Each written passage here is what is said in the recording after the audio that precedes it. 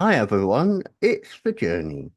Today's journey is recognized as the world's fastest reader, thanks to the cutting-edge accelerated learning technique he developed that turned information overload into information assets. He's been respected internationally for his contribution to the learning process. He is listed in the 1990 Guinness Book of World Records for reading more than 25,000 words a minute and writing more than 100 words a minute. Our guest uses his talents to train you on how to stay on top of the information your success depends upon. I would welcome Howard to the journey. Thank you for having me. You're welcome. Now, obviously, I touched upon a little bit about you there, but can you tell us the earliest memories that kick-started your journey? Well, it started when I was a kid. I lived in Brooklyn, and it's a place internationally renowned for people with good diction and keen intellects. But I grew up in a bad part. I was in the projects, and there were a lot of gangs. It was like West Side Story without the music and dancing. I met Bernardo. He had a knife, and there was no music. And that actually happened. It was pretty scary. I found the safest place in my neighborhood was the library. The gang kids would never go to the library. It's like vampires and churches. No self-respecting gang kid would go to the library. So I spent a lot of time reading because it was safe. Hmm. In the library, you got maybe a paper cut. Outside, you got a knife in your stomach. So I'd rather get a paper cut. So I had college reading when I was 11. I went to the State University of New York at Binghamton when I was 17 to major in biology. And in the second half of my junior year, I got interested in learning in the brain, and I decided I wanted to be a psychobiologist, not a psychotic biologist. That's Frankenstein. Psychobiology is the biology of behavior and learning. So I told the dean I want to major in psychology too. And he looked at me and said, Howard, you haven't had any psych courses. You only have 1 year left. You'll have to do a 4 year program in 1 year and finish the bio program at the same time. And I had three jobs. I was working 18 hours a week. He says, You're not smart enough. And that's when it hit me. They never taught learning in school. They tell you what to learn, they tell you why to learn. They'll tell you what will happen if you don't learn, but they don't tell you why you hear a song once on the radio and you know it the rest of your life. And then you read the 7 habits of highly effective people, and the next day you don't know a single habit. There has to be a way to learn things that matter, the way we learn the songs. And I got up to 80 pages a minute. I did a psych program in 1 year, and Hmm. I took the GRE, which is an SAT for graduate school in biology, and I read 48 books in 3 nights, like biochem, cell physiology, genetics, not light reading. And I got three questions wrong, so I was in the 99th percentile. I got an 800, so it was working really well for very high level learning. And then I started a school, and I had kids at 11 going to college and getting A's in a week on AP tests using the same thing I used. I got better at it. And so I was able to teach it. And I had an 84-year-old read 3 books in 3 hours the day after I taught her. And that's just 4 hours. So it was exciting because I could see it wasn't just that I could do it, but I could teach it. And it's been very exciting. I've been all over the world doing this, and I'm having a lot of fun teaching people, and I love hearing the things that they're doing as a result. And that's basically the story. Just amazing because when you are young, that's the more time to be absorbing stuff because I'm not saying when you're older it's difficult, but when you're younger it's more adaptable to be learning more stuff. Well, I'm 75 and I still learn every day. I study, I read, I write. I wrote my last book in 5 hours and it went #1 on Amazon the next day. And then I made a program on how to write a book in a day. I said, it's if I know how to do it, I should show other people. It's not a hard thing. It's not hard to do if you know if you have a system. The system is what makes it work. Mm. Otherwise, yeah, writing a book could take years, but no, I did it in 5 hours and it was well received. It was #1 on Amazon. So that was kind of fun. It was a different way to write a book than normal, and that was not with AI. I learned AI. Now I could write a book in 40 minutes, but that's an AI book, so it's not quite the same thing. Yeah, and also it doesn't feel personal if you do. I'm not saying AI is a bad tool, but it doesn't feel personal to, your writing skill. Exactly. It doesn't, it's like I'm talking. If I was talking through a computer, it wouldn't be me. It would be similar, but it would not be the same thing. It's when you write yourself, it's your identity that's writing and your thinking, your experiences, uh, your emotions. AI doesn't have that. It just has facts. It can be eloquent about the facts, but it doesn't have the personality that a person would have. Not yet. Maybe one day, the way they're going with quantum computing, it'll be 5 million years of work in a computer today in 2, 3 seconds.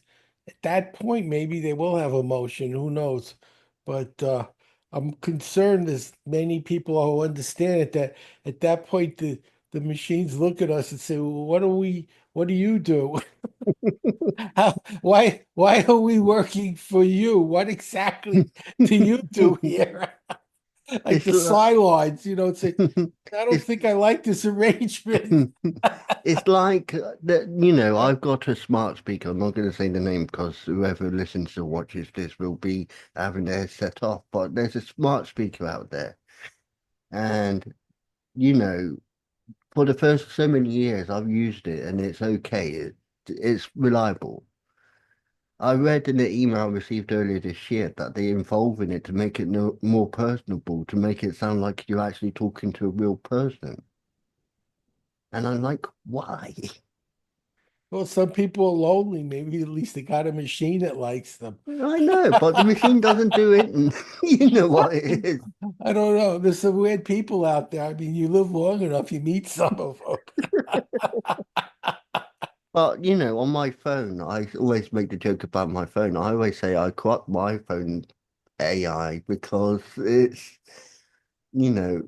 answers I get off it, it's not a typical answer. It's just like I'm having an argument with it. It argues back with me. That's just all we. I But haven't heard that before, but okay. I think it's just the way I talk to it. Yeah, well, it's interesting. I like things that are different. If everyone's the same as us, it's boring. I It's agree. it's the different that makes it interesting. It's different flavors, different styles, and it would be terrible if everyone was just like we are. It Mm. would be so boring having to deal with yourself all the time. I have enough trouble doing it on my own. I don't want to have to have everyone. But but going back to what you said, AI, I just don't believe it's you. That's the No, it's fundamental. not. It's not. Uh, but in the future, they might find how the brain is actually It's a computer. It's a biological computer, but it is a computer. If they break the code and figure out how it works, and they can upload it into a super fast machine, who's to say? I don't think right now that we're anywhere near that. No. But this talk about it. I mean, look, 50 years ago, there were no computers basically, except Hmm. a couple of the military.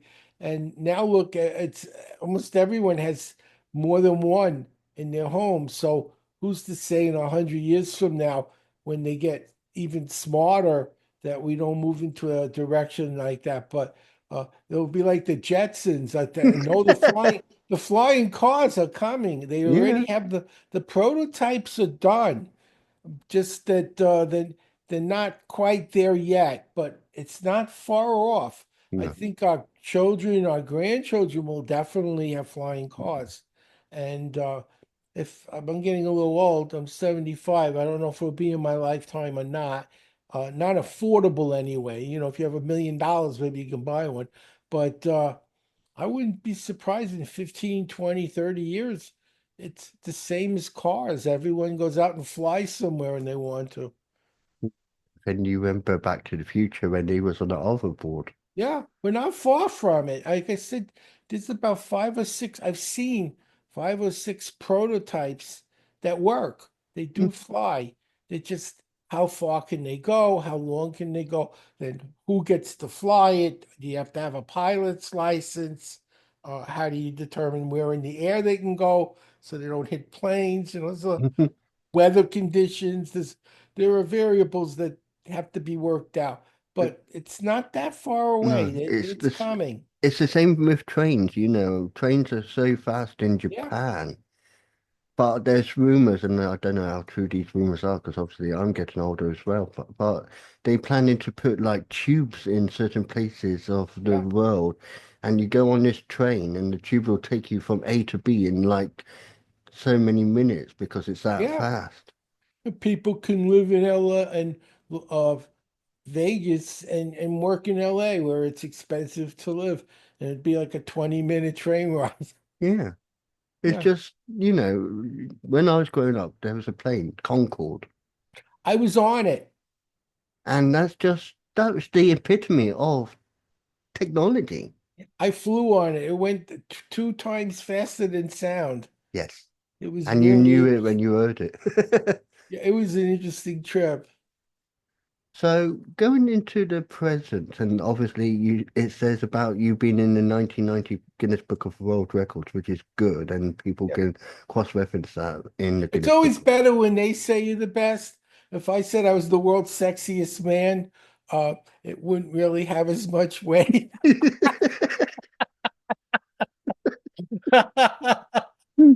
Even I don't believe it. So, The way it's written. yeah.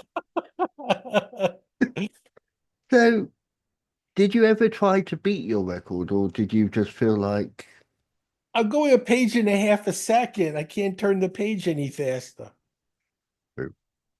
So but it's not, it's like this is the time it takes to read a page. That's a page. So you go 1 page, 2 pages, and you got to turn. And yeah. that slows you down because the page has to turn. And that's the bottleneck. And so, and I kind of think 80 pages a minute is about as fast as you want to go anyway. You have to think, what did I read? What does it mean? There's data, you got to process it. You got to like I read the healthcare bill on television. It was 1,500 pages. I read it in 50 minutes, not in 2 minutes, still 1,500 pages. And I did a full analysis and I was right. Everything I said about it was accurate. It was what the bill did and how it worked. No, did I know every page? And no, of course not. I'm not Rain Man. I don't do toothpicks either. But I did know what it did and how it worked and what its purposes were and how it would help people and some of the problems they weren't anticipating. I saw those. I said, there's millions of people who haven't been to a doctor in 30 years, maybe longer. And now they're going to go to a doctor and surprise, they have something wrong. I mean, if you don't go for that many years, there's a good chance there's something wrong and it's expensive to fix it. So the initial cost should be astronomically higher because they're going to have an inundation of sick people who don't know they're sick and found out. And now they got to have medicine and whatever it takes to fix the condition. So I said in the front end, it's going to cause a huge amount of expense, more than they're looking at. As over time, it will be normal. People are going regularly to the doctor and it will kind of even out. But when you got a huge population, it hasn't had a decent exam in years, which is why you needed it. You're going to find things out that you didn't know, and not everything's going to be good. And that's what happened. A lot of sick people had a lot of issues that weren't cheap to fix and cost a fortune, and the amount they collected wasn't sufficient to cover all that. And the price went up and up and up. And that's what I said would happen. And it did. But I said it also, uh, if you're someone with a problem, you'll be glad there's something that'll help you. I mean, there's two sides to the problem. If you're the sick person, you'll be very happy to pay the money to not die. And so it really depended on the circumstance. If you were young and healthy you wouldn't enjoy spending a lot of money on something you weren't using yet. But Yeah. as I said, no one ever died from good health. So you do, no matter how young you are, unless something terrible happens, you're going to be old one day. It does happen. Yeah. There aren't too many options. You're either older or you're dead. So, and if you get old enough, things break. Yeah. And that's just the way it is. You got a car with 2 million miles on it. So yeah, there's some issues in the motor. Well, just reading through your bio, what you sent me, it just, it's amazing to read. You launched, and this shows how well you are. You launched the 4G network for Optus, which is the second largest phone company in Australia. Yeah, Australia, what is still an up and coming country. It's I not, loved it. because obviously the sparse land, land that it is, because it's so open. It's no in the middle. It's always No, no, it's just, and even on the outside, you got to go like 1,500 miles to get to the next city sometimes. exactly. Yeah, And but I was in Sydney and it was fantastic. It's a beautiful city. The people are so friendly. It was it was better than most of the places I've been to in the United States. And mm, I like the United States, but it was just well run. People didn't hate each other. Uh, think there was a lot to do. It was just a really nice, if you had to live someplace and it wasn't here, that would be the country that's most like here, as far as the lifestyle and the buildings and the diet and things like that. The language, they speak English. mm. Funny, but Now I'm not going to do a stereotypical Australian accent, but yeah, I do understand. When I was in England, I needed an English to English dictionary sometimes. And that's the thing about the English Yeah. language as well. I always Yes. say this to people who listen to me. It's like you say tomato, and then I say tomato. But it's like it's the same word, but it's just Yeah. It was things like lorry and lift and stuff, torch. There's some words they use very freely in the UK that aren't common here. So when you go there and they use some of those terms, which are colloquial in their language, it's a little different. We just have different words for the same thing. and that's the good thing because there's so many ways of how you could, like you said, torch, flashlight, Yeah, lorry, truck. yeah, It's just the same. exactly. But I liked it. People there were nice and loved the history. I think I love that the cathedral where all the famous people are buried, Westminster Abbey, and you see all the scientists you learned about, Faraday, and all these people are next to Charles Darwin, and then there's Lewis Carroll, and and they're like every person you ever read about in history is in one room. It's just a very not humiliating, but it really makes you realize how much the culture's contributed to the world and science and literature, and which it has. And it was just a thrill to see all those people, and they get to be together forever. So that's kind of nice. It's I like hope they're it's friends. it's like the National Library of the UK. I've been there because I got a few poems published, and they Yeah, were published, and they went into the National Library, and it just, it's a sense of, the history when you go in there. Because, like you said, you yeah, go to one author, you go to the next author. It feels like it's just one big happy meeting place. yes. It's quite exciting to see all that history in one place. It really is. It's humbling. So much genius in such a small area. So, going into your expertise, it says about you're the spokesperson for the Sony E-Reader Yes, alongside with Justin Timberlake, Peyton Manning, and Amy Sedaris. yes. And that's just, these talents you've got. You ever I was liking to think that was the high point of their careers. I don't know if they agree with me. They with got to Amy meet me. as the saying goes, I met him, I moved on. Yeah, it was exciting. I enjoyed it.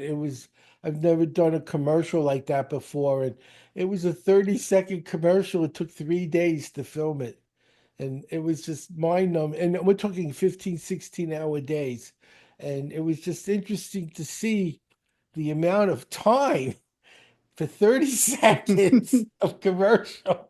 At one point, I was on the set alone for 3 hours, and they only had three lines. And they had to do those three lines for 3 hours. Look up, look right, look down, look happy, look sad, look confused. And you had to say it with every emotion they could come up with in every direction.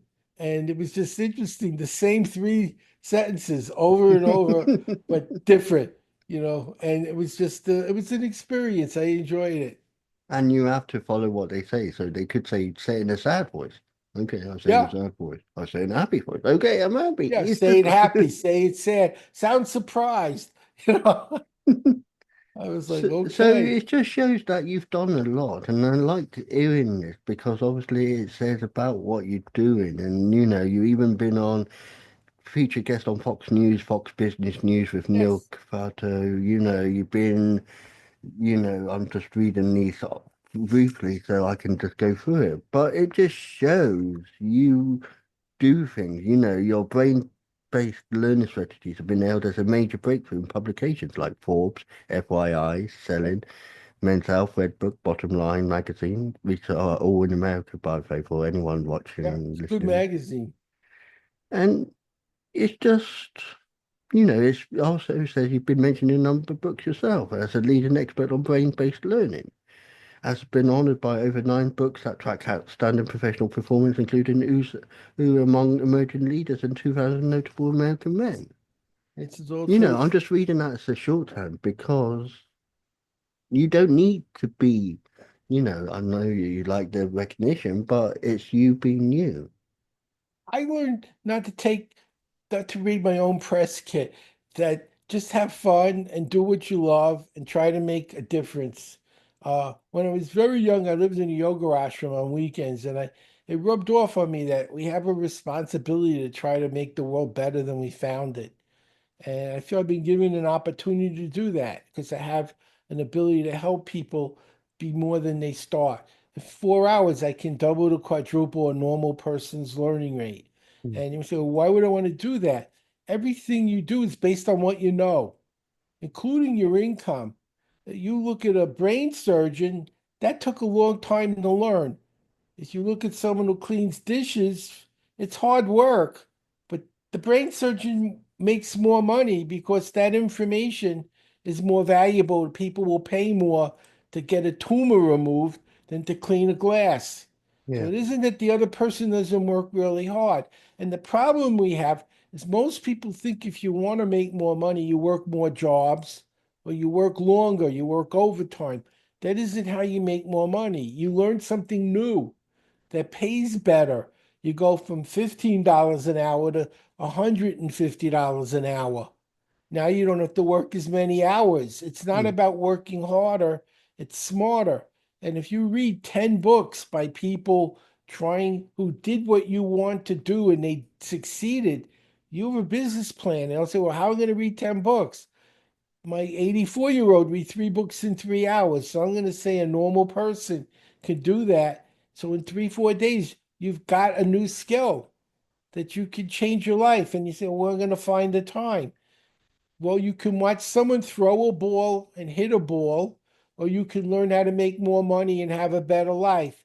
You get the same number of hours a day everyone else gets.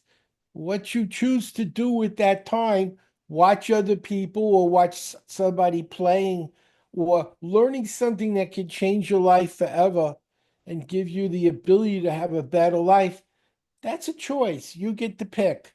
And I can't make that choice, but what I can do is help people realize that's a better choice to have a better life, help them get there by teaching them how to learn the things that'll get them there.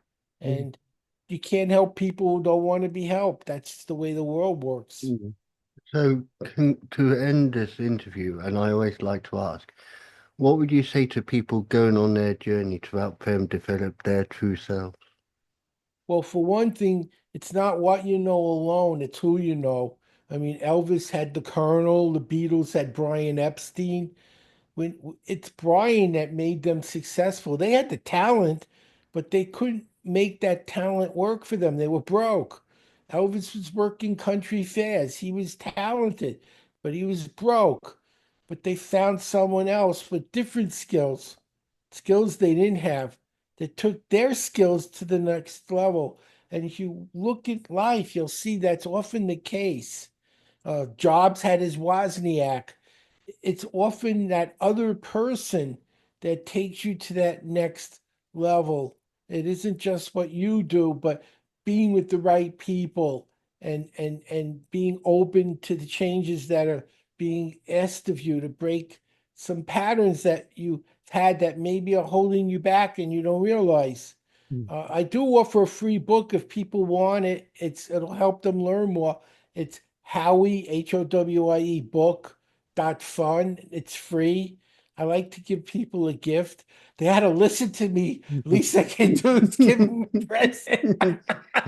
And I'll make sure that link is in the I description do. so people can find it. But I'd like to say thank you, Howard, for sharing your journey. And, even now, I can just see your knowledge is immense. It's really strong, and I love hearing your journey today. I appreciate it. I've been very lucky. I've worked very hard to be where I am, but I really feel an obligation to share it. That if you watch the news, no one's saying there's too many smart people making too many decisions. No one's saying that, not conservatives or liberals. And I'm saying you can do more if you know more and you understand better and you learn how to use that information to move to another level. And that's my job, is to teach you how to do that so you can have the kind of life you want instead of the one you're stuck in. And even successful people could be more successful. No one says that's enough. I only made 1 billion. Look at Elon Musk. I'm not thrilled with some of his personality traits, but uh, I admire someone who can make that kind of money. I have to respect his business ability to leverage himself to that level. Obviously, he did something right, and we can learn to be more than we started from if we open ourselves up to being guided on how to use information, learn information, and change our lives using that information. That's my job, and I hope people will give me an opportunity to help them do that. I agree. And thank you again for sharing your journey today. Thank you for having me. Thank you. Our thanks to our guest there for a wonderful journey. And now a couple of messages to share with you.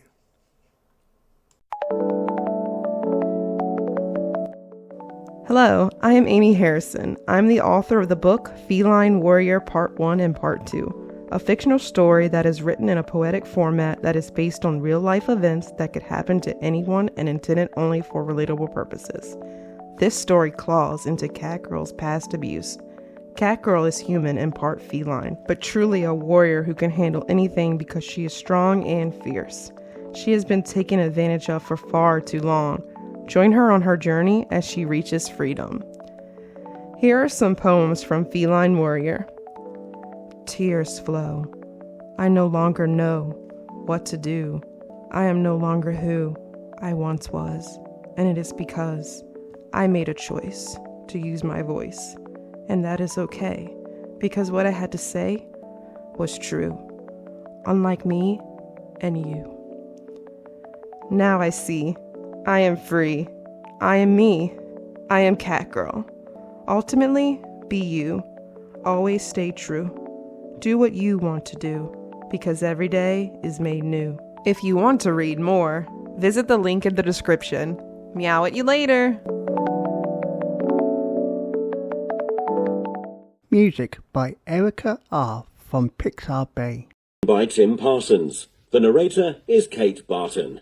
Director and producer, Darren Street. Tim Parsons would like to thank family and friends for their support with the paramedic Chris venture. The series is dedicated to the memory of his father. Reverend David Parsons. Copyright Tim Parsons 2020, all rights reserved. Unauthorized use, copying or sharing of this audiobook is strictly prohibited. This has been a Voice Reel studio production for Tim Parsons. Oh, good afternoon, everyone. I've just been listening to the Paramedic Chris children's books on audio again, and I just love it because they've given a tribute in one of them to my dad as well, who passed away a few years ago. I love audio books, and it's great to walk around, and it's great to sit at the computer, if you're out jogging or wherever, to listen to them as well. All 4 of the Paramedic Chris children's books are available on audio book from Amazon. Go and take a listen to them. You won't be disappointed. You'll hear what happens when a community pulls together and supports one another. The best thing is to pop over to my website, paramedicchriskidsbooks.org, and you'll see the links on the shop page. Keep safe, everyone, and thank you for being you.